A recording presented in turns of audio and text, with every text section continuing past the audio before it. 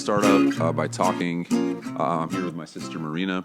I'm going to start out by covering a little bit about the Santo Daime. We both belong to the doctrine of Santo Daime, which was founded in Brazil by a man named Raimundo Irineu Serra, which we refer to as Mestre or Master Irineu.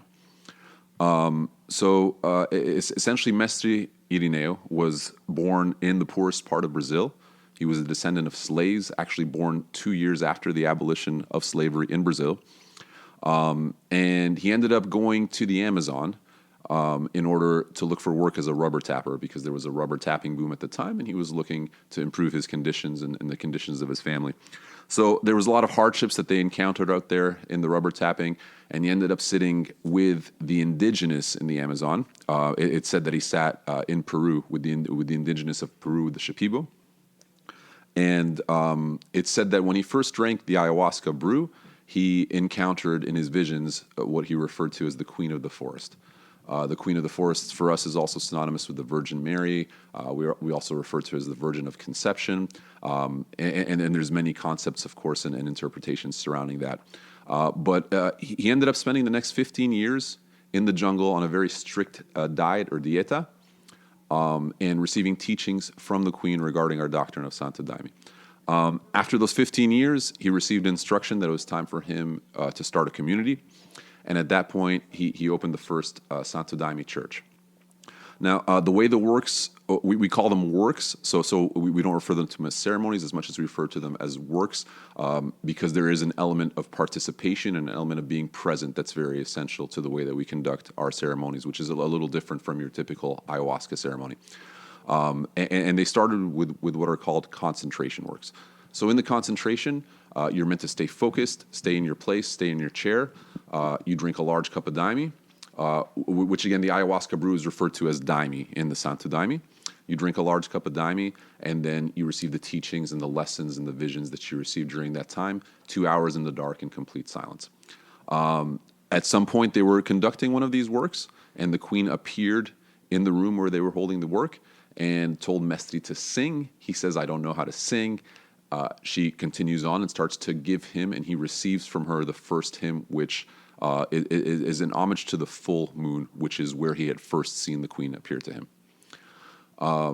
So from that point forward, more people started to receive hymns, and our doctrine essentially shifted into something where all of the lessons and the teachings were received through these hymns. So when we talk about hymns, we say that they're received, not that they're written. So the idea is this is something that's supposed to be channeled through you, a message that's supposed to be channeled through the daime, through the person as the apparelho, in order to teach, to show the teachings of the doctrine. So all of our teachings come through the hymns. Going on through time, more and more people started to arrive at Mestre's house. One of the things actually I didn't mention was that he had asked to be the greatest healer when the Queen asked him to grant him a wish. And she told him that she would, but on the condition that the center remained free. So this is something that's actually central to Santo Daime. There's not supposed to be any income made from the works. Okay. Obviously, there's donations that are made and so on and so forth to help to keep the works going. But in essence, there's not supposed to be. So she said yes, but you can't charge anybody for your works. So the center is always meant to remain free, and that's something that's remained with us till now. Now, does it work sort of like how a church might have tithing, like 10% if you're part of the church, or would it be like a donation thing, like in Catholic churches where they pass a pan around? Is that allowed? So we don't do a pan, but here in North America, obviously there's costs to bringing the medicine in. Not a lot of medicine is made, obviously, on the mainland. So there's a lot of costs that we have. So typically there's a recommended contribution, and usually, again, if the capability is there, if somebody can't pay, they're not turned away. Okay. In Brazil, you'll find a lot of churches where you don't pay anything, where you just go and you do the work. So it depends on the setting, but again, mostly the contributions are just to keep things working and to keep things moving, to keep the medicine coming in the space that we need in order to hold the work and the costs incurred with that. Yeah, because it's almost like being hamstringed in a sense that because finances would help with the your farm and upkeep of the church and all that sort of stuff. Totally. But I understand completely. Like it's not going to be like one of those awful mega churches where the guy's driving a Ferrari and flying off in a jet stream. The idea is that right to maintain the purity of what we're doing and to try to eliminate sort of the profit motive from the work that we're doing, because it is meant to be a work of charity. Right. But you got to have balance too. You have to have balance, and fortunately, there are daimistas that do have money, and they do help to fund a lot of the things that we need with regards to, growing. A big part of our mission is keeping these plants, planting these plants in different places and in different areas of the world. We actually had recently, about 2 years ago, our first. What we call a feitio. So feitio is the word we use for the ceremony or the ritual that we make the medicine in. And it's a very intricate ritual. Daime is probably like the cleanest, most tended to medicine you can drink. And there's a very meticulous process involved of first like making sure all the mold is removed from the vine, the harvesting of the vine, purifying everything. There's a very specific system that's been put in place for how we cook it in our first cook and using the water from the first cook to cook the actual daime and so on and so forth. So everything has, very technical aspects to it in order to maintain the integrity of the medicine. And during that time, what's happening is we don't use any wood chippers. We're sitting there. The guys are sitting in what's called a pit, and we've got mallets, and we're pounding the vine while singing our hymns.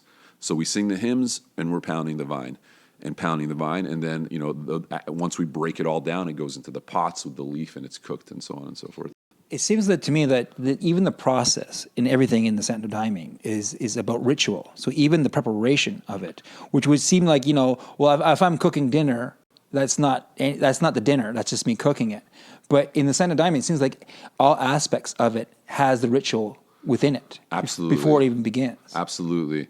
And one of the main distinctions that come to mind when you're mentioning that with the Santo Daime is we have what we refer to as a current.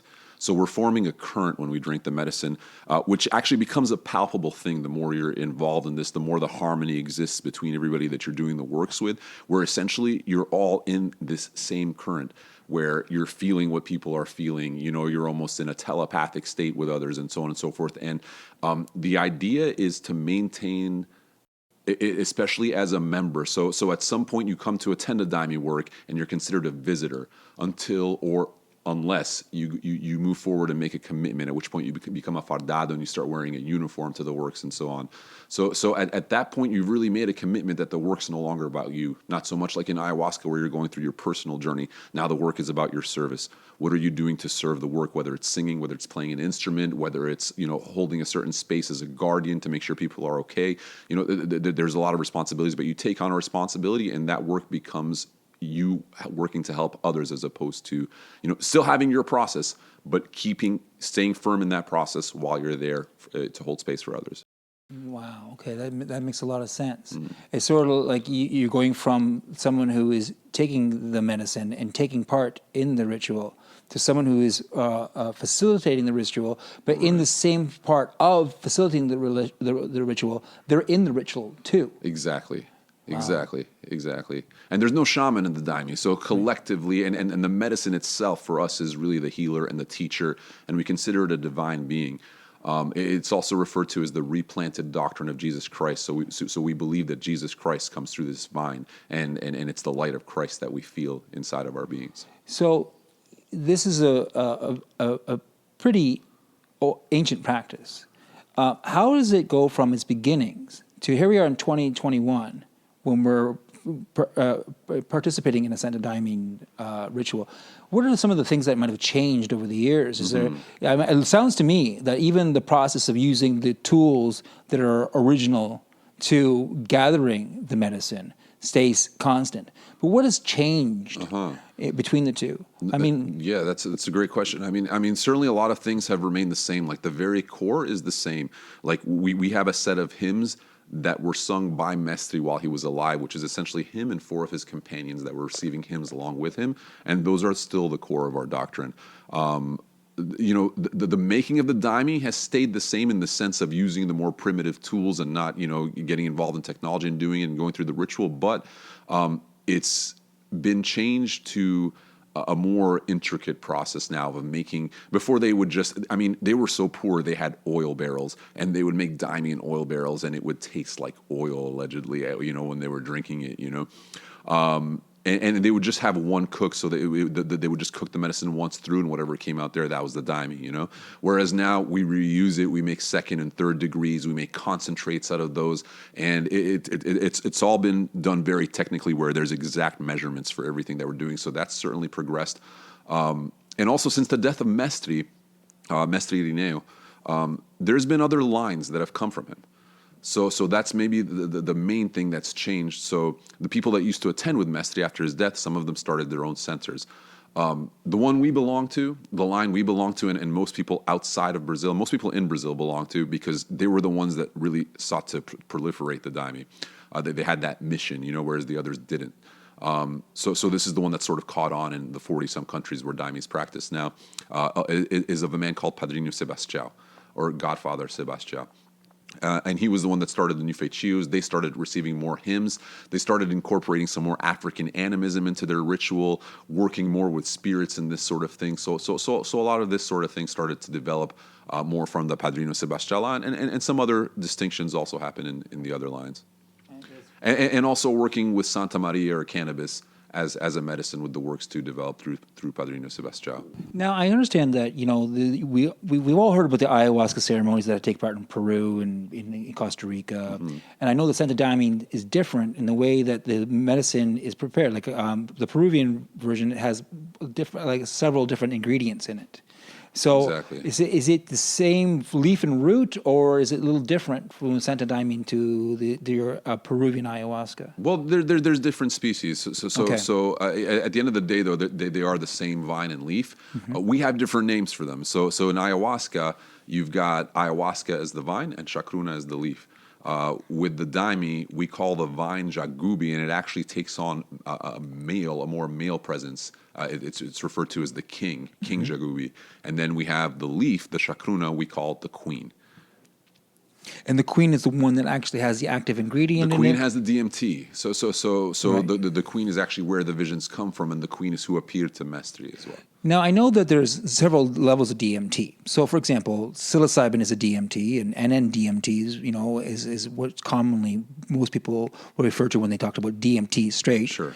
But then there's other versions of DMT. Is it like a 5-MeO? Is it NN-DMT? That's a great question. I can't answer that. I don't Interesting. know. I think it's the NN, man. I think it's NN. But it's NN, yeah. Yeah. That's interesting. So, but now the plant itself, is it just the name that's different between the two, and it's the exact same plant, or is it just that it has the same sort of? Yeah, it's the same plant, but again, depending on where you go, and even within the same region, you'll find different species. I mean, we've drank medicine from different species of vine. Right. There's these vines that grow these massive knots on them that are very strong and powerful. So there's different species, but essentially it is the same medicine. But again, minus the mapacho tobacco, which I think they use a lot in the shamanic brews. And also they tend to use other plants depending on the shaman. So with us, it's just the two plants. Yeah, now the vine and the leaf. Yeah, because it is true that like when we think about the active ingredient, the plants that contain high DMT, we always think of them as South American and Mexican plants. But really, we have DMT in us, and there's DMT in all kinds of different plants that we have. Exactly. It's actually almost like it is a neurotransmitter between plants and all vegetation and everything else. So it's rich. But I guess the reason why they pick those particular plants is because they're so rich in DMT. Yeah, it could be. And also my understanding with the ayahuasca is that it was the spirits that taught the indigenous thousands of years ago to combine these two plants. So, there's something to be said for that tradition as well. Yeah, that is and the mythology behind it. Yeah, right? that is fascinating. I've always found that very fascinating. Right. Because when you think back how long it's been going on for, and how did this plant and this plant come together to make this magical substance. And how did they put that together with all the species of plants in the Amazon? There's so many species of exactly. like what am I going to do? I rub a strawberry against an apple and all of a sudden I make LSD? It doesn't work that way. Right. So how do they were able to it's well, how they figure it is part of the actual ceremony, and it's about ayahuasca coming from the queen, telling people these two things mixed together for enlightenment. Exactly. Fantastic. We have a studio audience here. Let's just see if they have any questions. Sure. Now, studio audience, does anybody have any questions kicking around? Yeah? Oh, look at that. You have more hands than you accept. Do you have a question? 1 second.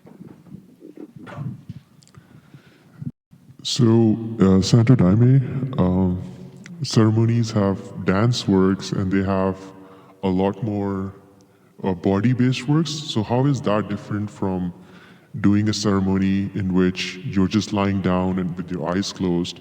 Is there a reason of involving the body, and does that really open you up, or what is happening in those ceremonies? That's a really good question. So with regards to dance works, which some of our works are dance works, particularly the celebratory works. So during the festivals and so on, we even wear a different uniform, a more festive uniform, and we dance during the works. So my understanding of the dancing, and maybe Marina can chime in a little bit here too. My understanding of the dancing is that we're creating sort of sacred geometry in the march that we're doing. So it's not so much a free-form dance.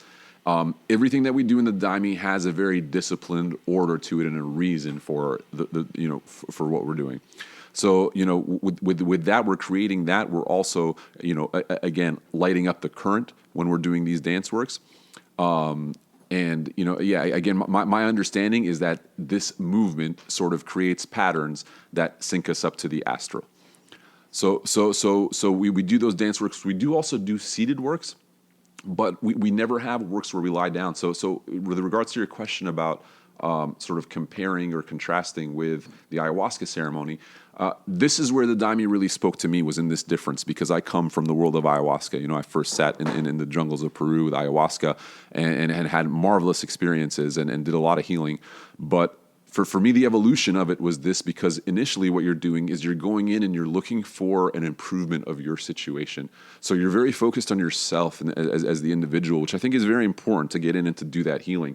But for me, it became an evolution because, okay, maybe I'm not done with this healing, but I've done some healing, and now it's time for me to really find a place of service and forgetting about myself and finding a place to be in this medicine and in this other realm and opening up these portals to do a work of charity and a work of service as opposed to a work to improve myself and to improve myself through that. So a lot of the hymns really speak to that. It speaks to how to properly love your brothers and sisters, how you're not meant to talk bad about them, always reminding you, and also this concept of firmness, which for me is something that, it makes a lot of sense, but it never resonated with me as a philosophy to carry in life, that no matter what your hardships or your struggles are, you remain firm and you keep your faith in God and you keep walking and you keep working on improving. So the Daime shows us everything. It shows us what's great about us. It shows us our flaws, and it gives us the opportunity to work on those things. What is it about the Santo Daime that draws you to it? What is it that is a sense of community to you? What does that mean to you? Hi. Hello, good night. My name is Marina.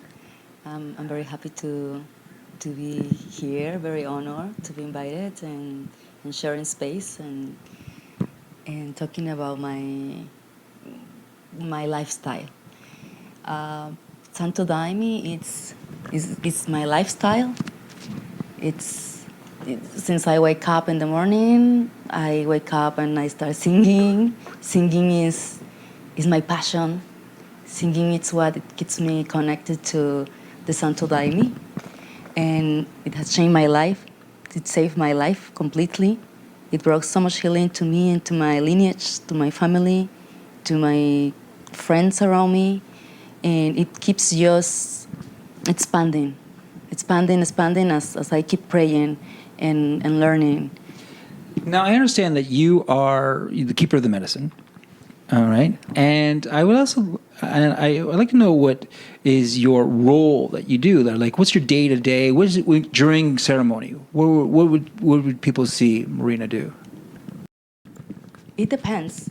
It's always different. I take on different responsibilities, depending on the country as well, depending of the ceremonies or the medicines. Right now I have a title. It's ancestral medicine ambassador and facilitator also of these medicines. At the same time, I'm a cultural promoter of different indigenous tribes. And I have studied directly with them in their territories. And so it depends, definitely. So mostly when I'm in the Santo Daime here in Toronto, I do sing. It's my responsibility. Or I do guardianships, taking care of the people that needs the healing, interviewing people as well. I usually call them when it's their first time that are coming to the works, and I do the scan. I ask them everything, their health conditions, about their traumas too, what they want to work on during the ceremony. And when I'm in Mexico, I started 3 years ago my own point of light. So it's just a small family school, little school that where we all like share the medicine, and with my mom, my dad, my sisters, my grandmother. It's very familiar, and with them I have to do practically everything, serving medicines, teaching them, organizing them, because we just starting, playing baracas, the instruments. So that's about Santo Daime. And yes, I'm holding some feathers, some eagle feather, and some condor feathers as well. And because right now we are in these times of the manifestations of the prophecies of the eagle and the condor and the quetzal, which we host these tribes in Palenque, in Mexico, in Chiapas, to have circles of sharings of their stories, and how we are all connected, and we are all one, and we always being one tribe. And it's all relating about just being one. Now it's the time to be united, to that there are no borders, and where we are ready to share our wisdom, right, or traditions or medicines. I have the honor to be the host in Palenque to these tribes and to travel with them. Well, you definitely prove there's no borders, because you actually do Santo Daime right here in Ontario, outside of Toronto. Is that correct? Yeah. So you make your way back and forth, from doing the Santo Daime in Mexico and coming back here. What is like the schedule? Like, can people expect to see you in the summertime, in the wintertime back here in Toronto, or do they see you in Mexico? Like, if someone wanted to come and take part in the Santo Daime with you, all right, when would be the time that people would fall into those two places? No, I never I always go with the flow where my services are required. I sign up actually to commit December's for the solstice to be in Palenque with the tribes and do the Huitzilopochtli journey, which is the hummingbird, the ceremonies with the mexicas that come and dance it in the temples, and also the concheros, which we do overnight prayers with flowers. And from Peru, we receive the queros, we receive the seris from the Sonoran Desert, and we receive different tribes, and we spend 1 week together sharing. Yeah, because I understand that you've been working with other medicines, and you're excited. So, for example, you were here last couple days ago, and you gave me rape for the first time. Yes, I did. That knocked my songs right off. Thank you very much. It was a wonderful experience, but holy jumpers, was I not expecting that. House. But there's other ones that you're working with a particular type of DMT off the toad. Is something, can you expand on that and what that means to you, that medicine you've been working with? Yes, that's the latest, my latest blessing, right? To work with the Bufo alvarius, which is the toad of the Sonora Desert, and studying with the Seri tribe, the Contact nation, and they call it Otak. That's how they call it. And it's being used practically like the graduation of all my studies in the Santo Daime. It's a way more potent medicine that takes you to the astral in a second, and it shows you, like you say, the doors of the church, the doors of heaven, right? And it transforms lives. It transformed my life. It brought to me lots of healing to my heart, opening more my heart. Like I face my fears this year more clearly thanks to this beautiful medicine. And it's powerful and it's beautiful. And I've been blessed to be serving, and I have the permissions as well of the tribe to bring it to Canada and expand that. Let's see if we can get a question from the audience. Does anybody here have a question? Anyone? Oh, we do have. I can't give you the person's name. I can only just say it starts with a J, and I'm going to have to disguise their voice because their lawyer told me to. Thank you for coming and sharing your wonderful wisdom. I'm curious, since you've started working with Bufo, if you've ever worked with plant source of Bufo or 5-MeO, like yopo or sebel seeds. Is this something that's in your lineage? Not yet, but it's around me. It's close to me. I'm feeling that it will be soon connected to Jopo and Iboga as well. It's another one that it's like my dream to go to Africa, and yes, but haven't. This space where I hold my ceremonies in Mexico, we grow the plants, and that's our main focus right now. It's to plant more of the queens and the jaguvi, because it's just over-demanding. There is an over-demand of medicine. There is way more people drinking medicine than actually people planting.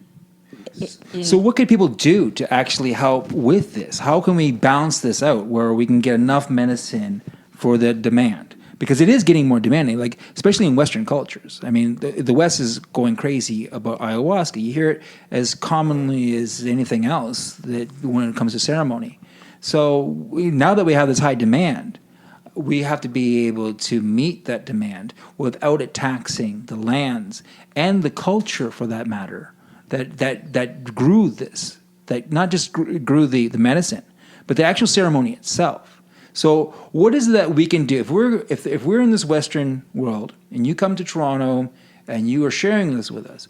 What can we do on our side to support you with your medicine, with your ceremonies, and making sure that you are self-actualized in this place that you're supposed to be, because you found it.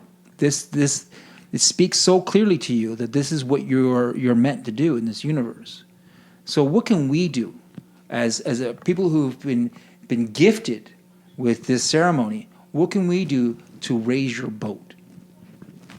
Well, thank you for this beautiful question. It's because there are different ways, I think, to actually be in service of the plant. You're welcome to come, and you come and do the work yourself and work on the land, spend some time to actually plant the seed, and also come and cut the jaguvi, the vines, and plant it in different lands. We do have lands. We are on an indigenous territory that belongs to the Mayans. And thanks God now they are open to help us expanding the plants. But and we also have in Tulum another property that we're preparing that to be a garden. In Yucatan as well, they have a garden. But we need people actually to do the work as well, to come and water the plants, to come and give some love, like direct love, like in person.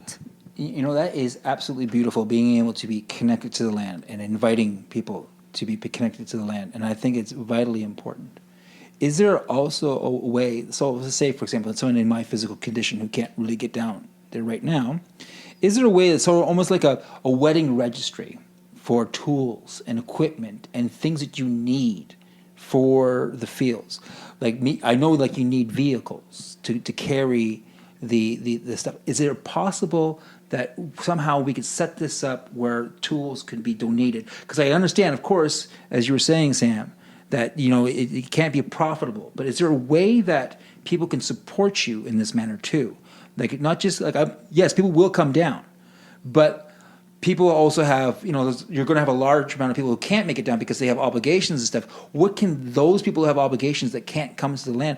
Is there a way that we can do like as I said, like a wedding registry where we can send the hose that you need and the equipment that you need? Is there something like that we could do? Yeah, that's something else that you definitely are welcome to do and support us, because there is a lot of like rainy season, and we really need like pickups, trucks to move yes, people as well, and even like installations, right? We do have cabins. Sometimes we don't have enough, and so yeah, they need maintenance, and most of the time we need to hire people to do the maintenance because we can't do everything.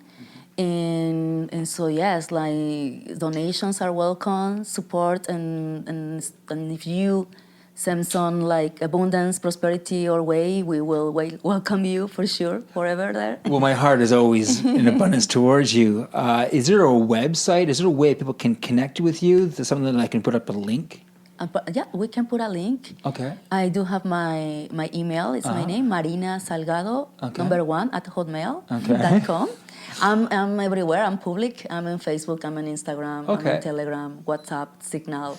Okay. Well, I'll put the good ones up, and I'll keep the private ones like Signal for yourself. Oh yeah. Okay. But what I will do is I will definitely put all your links up, and so Thank people you. can figure out a way of donating. And we're going to make this something special. Like we really have to make sure that you get the support that you need, because you're so gracious, both you and Sam, for facilitating to people like this and giving them a safe environment and giving them, frankly, a familiar environment. The idea that people can come to Toronto and be able to take part without having to travel all the way to a foreign country that they haven't been to before, it gives a little bit more comfort to some people. I personally would love to go to Mexico and all those places. That is in my future. But for others, what you're doing is you're able to bring your tradition, your ritual here. And so for that, I think there's a lot of people who would like to express gratitude for the fact that you do this, and for the fact that you've also dedicated your life work to this. And I think that there should be some way that we can all get together and support you in this. Oh, thank you. Thank you. I receive with love your wishes, your inspiration, your support is very needed in these times, and you're like this light at the end of the tunnel. Like, yes, there is hope. There is people that really wants to help. Because what Marina was saying about the planting mission, like it is so important. Like we really can.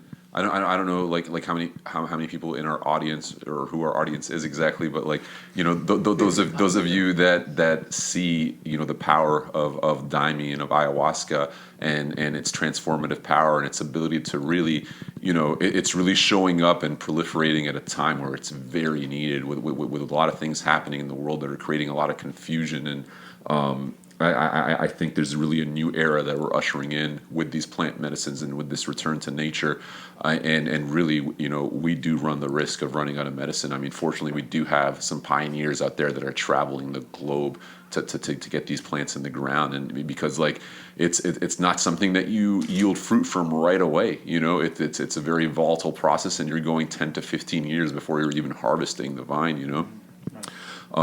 So yeah, it's super important. I mean, I'm about to travel now and start to look for destinations, locations to keep the planting mission going, and then that's really on the forefront of my mind. So yeah, anybody who wants to help, reach out to Marina, reach out to me, and certainly we could point you in a direction. And physical like manpower and woman power is as Marina was saying, very welcome. Donations are welcome. Anything that we can do, in order to keep this mission going. And yeah, I'd like to invite anybody in Toronto to check out the Santo Daime. So if you're interested in that too and learning a little bit more, I mean, this was a very brief introduction, but obviously the experience speaks volumes more than we can. So yeah, everybody's welcome. One of our things in the Daime is that we receive all who arrive, so everybody's welcome to come and check it out. And when you come as a visitor, again, it is more of like a learning experience. So we're not going to put a lot of pressure on you right away.